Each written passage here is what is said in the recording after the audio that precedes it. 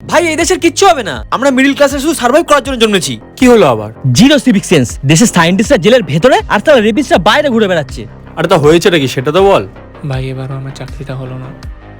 কেন?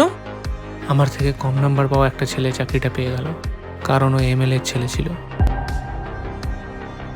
কিচ্ছু হবে না এই দেশের। ছাড়, বাদ দে ভাই, অত উল্টো পাল্টা বলিস না। যত হোক দেশটা তো আমাদেরই। ভাই তুই কি শুধু একটা জিনিসই দেখতে পাচ্ছিস?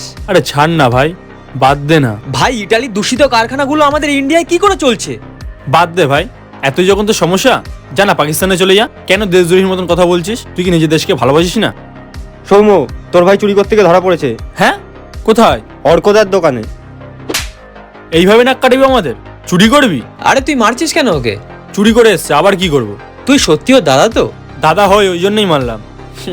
মনে হয় তুই ওকে ভালোবাসিস না। কি ফালতু কথা, কেন দেশদ্রোহীর মতন কথা বলছিস? তুই কি নিজের দেশকে ভালোবাসিস না? আরে আমার অনেকক্ষণ ধরে টয়লেট পেয়েছে ভাই। ভাই আমারও পেয়েছে। আরে তো চল এখানেই করে নি। मेरे देश की धरती